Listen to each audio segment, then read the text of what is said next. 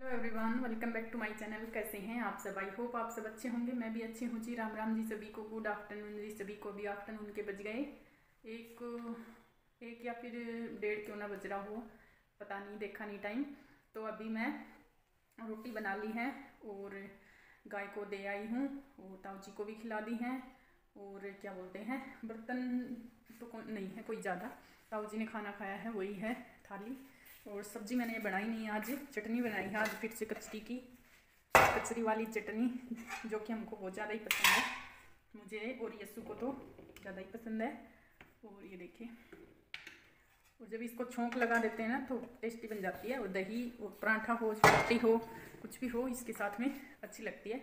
और मैं गाय को रोटी देने गई थी ना, तो सब्जी वाले आ रखे थे उधर आंटी के साइड में, तो मैं सब्जी भी ले आई। आंटी ने बोला ले ले कुछ सब्जी चाहिए, तो फिर मैंने ले ली थी सब्जी। तो ये गोभी है, 1 मिनट ट्राइपॉड में। तो देखिए गाइज, ये सब्जी लाई थी मैं गाय को रोटी देने गई थी, सब्जी लाने तो नहीं गई थी। गाय को रोटी देने जाती ना, उधर सब्जी वाले भैया आए हुए थे, तो आंटी ने बोला सब्जी चाहिए तो कुछ ले ले। तो अदरक कम ही बच रही थी, अदरक चाहिए थी मुझे और मटर चाहिए थे, लेकिन मटर तो उनके पास थे नहीं। तो मैंने कहा चलो अब आ ही गए हैं अदरक लेने, तो कुछ और भी ले ही लेते हैं साथ में। तो गाजर और मूली और अदरक और एक गोभी का फूल, पत्ता गोभी, तो वो मैं ले आई थी। और बाकी तो सब्जियां थी। तो मुझे खासकर तो अदरक चाहिए थी और वो मटर चाहिए थे, लेकिन मटर उनके पास थे नहीं। तो मैंने कहा चलो जो भी है ले लेते हैं। तो ये मैंने ले ली है और इनको लगा दिया है फ्रीज में सब्जी को। तो अभी मैं रोटियां तो बना कर गई थी, तो अभी वो करूँगी, क्या बोलते हैं, स्लैब वगैरह साफ़ नहीं करी थी, थोड़े बहुत बर्तन भी हैं सिंक में, तो वो भी साफ़ करूँगी। और ताऊ जी को खाना देकर मैं गई थी और ताऊ जी ने खाना खा लिया है और मुझे अभी भूख नहीं है। और यस्सु गया हुआ है स्कूल इस टाइम, और मम्मी जी भी बाहर ही घूमने गए हुए हैं। मतलब इधर उधर पड़ोस में ही बैठ जाते हैं, टाइम पास हो जाता है ऐसे धूप में जा कर के। और बस मैं अपना काम कर लेती हूँ और फिर कर लेंगे रेस्ट।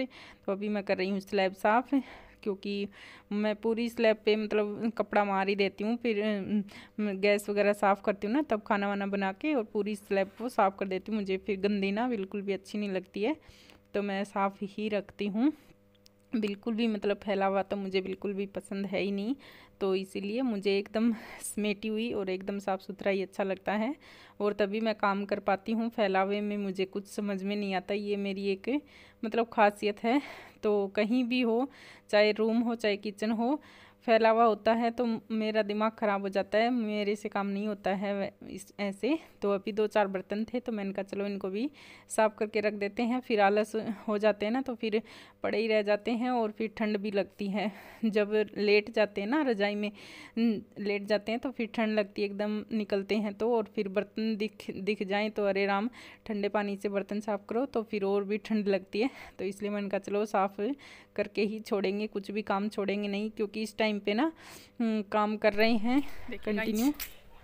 बाहर धूप तो निकली हुई है, हल्की फुल्की सी। गेट खुला हुआ है, मैं बंद कर देती हूँ गेट को।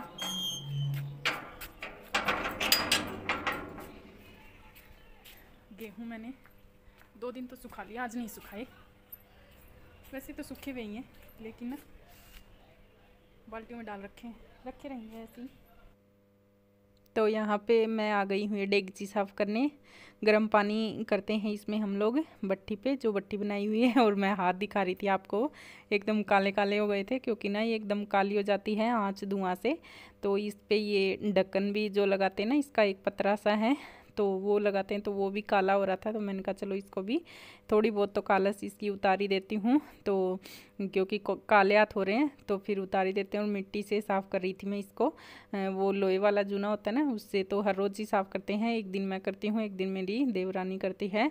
तो ये हमारा डेली का काम है, क्योंकि हम दोनों मिलके ही, एक दिन वो करती है तो एक दिन मैं कर देती हूँ, ऐसे ही काम हो जाता है। और बस ये डेगची मेरी साफ़ हो गई है। तो गाइज मैं आ गई हूँ अंदर, डेगची साफ़ करके अंदर बैठ गए हैं आकर के। और अभी मुझे बनाने हैं लड्डू गोंद के, थोड़े से बनाने हैं। जो मैं कहानी सुनती हूँ ना राम लक्ष्मण जी की, तो उसके लिए चाहिए मुझे बांटने के लिए। अभी संक्रांति के दिन बांटने हैं मुझको, 6 लाडू बटेंगे। तो उस कहानी में जैसे है वैसे ही करना है। तो अभी मैं थोड़े से वो बना लेती हूँ गोंद के लड्डू और फिर मिलेंगे आपसे, है ना।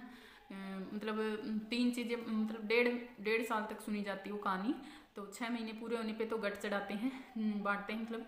तो वो तो मैंने कर दिया है जब मुझे 6 महीने हो गए थे कहानी सुनते हुए। और अभी 1 साल पे मतलब 6 महीने और होने के बाद ये गुंदगिरी के लड्डू चढ़ाने होते हैं, ऐसे बोलते हैं। तो वही मुझे बनाने हैं और फिर उसके बाद 6 महीने उस होने के बाद फिर फल चढ़ाते हैं। तो वही मैं अभी करूँगी। राम लक्ष्मण जी की कहानी बताना मुझे कौन कौन सुनता है या फिर सुन ली है, या फिर आप जानते भी हैं नहीं जानते हैं, ये भी बताना मुझे कमेंट करके, ठीक है। पिछली बार तो मैंने धर्मराज जी की सुनी थी, धरती माता की और सूरज लोटा। ये बहुत ज़्यादा मतलब इधर राजस्थान में ना बहुत ज़्यादा करते हैं इस टाइप की चीज़ें। धर्म पुण्य की मान लीजिए आप एक टाइप से। हमारे उस साइड में कम जानते भी कम हैं, करते भी कम हैं, हरियाणा साइड में तो इतना मतलब करते तो हैं लेकिन इतना नहीं करते जितना इधर करते हैं राजस्थान में। तो राजस्थान का कल्चर थोड़ा सा अलग है, डिफरेंट है, वैसे अच्छा है, अच्छा लगता है सब चीज़ें करना।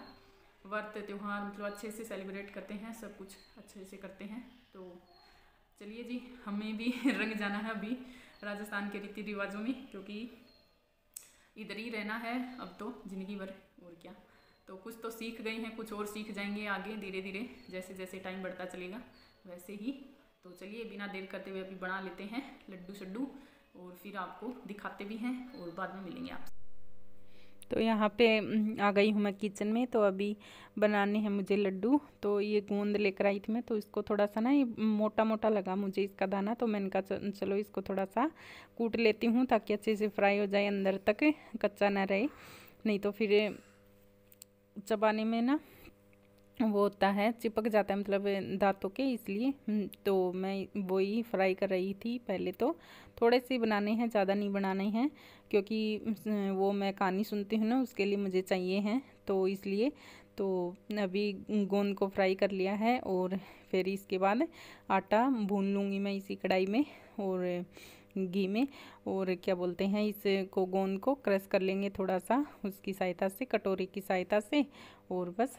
और अभी इसमें डाल दिया है आटा, तो आटा भी भून लूँगी मैं सिम आंच पे, जैसे हम हलवा बनाते हैं वैसे ही। और मैं फ़र्स्ट टाइम बना रही हूँ ये गोंद के लड्डू, मैंने आज तक कभी भी नहीं बनाए हैं, क्योंकि ना इधर तो ससुराल में तो हर काम मतलब ऐसे कढ़ाई कुचिए का जो भी काम होता है तो मेरे मतलब ससुर जी थे वही करते थे, हम कम ही करते थे। अभी हमारा काम पड़ा है क्योंकि वो अब है नहीं इस दुनिया में, तो इसलिए, नहीं तो वो होते तो ऐसे काम तो वही कर देते थे, तो इसलिए। तो अभी मैं ये कर लेती हूँ गूंद को, इसकी ये है ना कटोरा, इसकी सहायता से इसको क्रश कर लेते हैं, फोड़ लेते हैं इन दानों को अच्छे से। और आटा भी मेरा कम सीम आंच पे मतलब सिक रहा है, ऑलमोस्ट सिकने की कगार पे ही है। तो वो भी इसमें फिर मिला करके और फिर बूरा मिला के और फिर थोड़ा सा निवाया रहेगा ना ये, तो तभी इसके लड्डू बना लूँगी। ज़्यादा देर छोड़ेंगे नहीं क्योंकि फिर ठंड है, ठंड का टाइम है, फिर ज़्यादा ही ठंडा हो जाएगा हमारा ये। तो आटा मेरा सिक गया था, तो मैं इसमें डाल देती हूँ ये गोंद और मिक्स कर लूँगी। और फिर इसमें एक कटोरी बूरा ली है मैंने, वो भी इसमें डाल के मिक्स करके अच्छे से और फिर लड्डू बना लेंगे और बस लड्डू बन जाएंगे। उसके बाद में कर देंगे अपना जो भी करना है संक्रांति के दिन, और ये काम तो ऐसे चलते ही रहते हैं।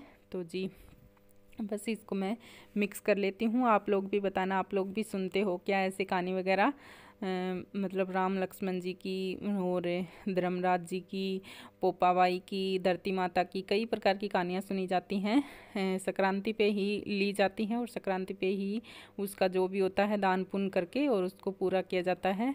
तो वही है, तो पिछली संक्रांति पे मैंने स्टार्ट की थी और अभी संक्रांति पे ये राम लक्ष्मण जी की कहानी 1.5 साल सुनी जाती है, तो इसलिए। तो अभी तो संक्रांति पे तो 1 साल ही होगा, तो 6 महीने और सुनी जाएगी अभी ये। तो 6 महीने और पूरे होने के बाद फल बटेगा और उसी टाइम इसका पूरा होगा काम। तो अभी तो आधी हुई है मतलब, और ये मेरे लड्डू बनकर हो गए हैं तैयार। देखिए कितने अच्छे से बने हैं, थोड़े से ही बनाए हैं, ज़्यादा नहीं बनाए हैं, और बस जो जितने मुझे चाहिए थे वो फर्स्ट टाइम बनाए हैं मैंने, अच्छे बने हैं। तो चलिए जी, इस वीडियो का भी अब मैं यहीं पे एंड करती हूँ, मिलेंगे आपसे नेक्स्ट व्लॉग में, तब तक के लिए bye bye, thanks for watching, love you all.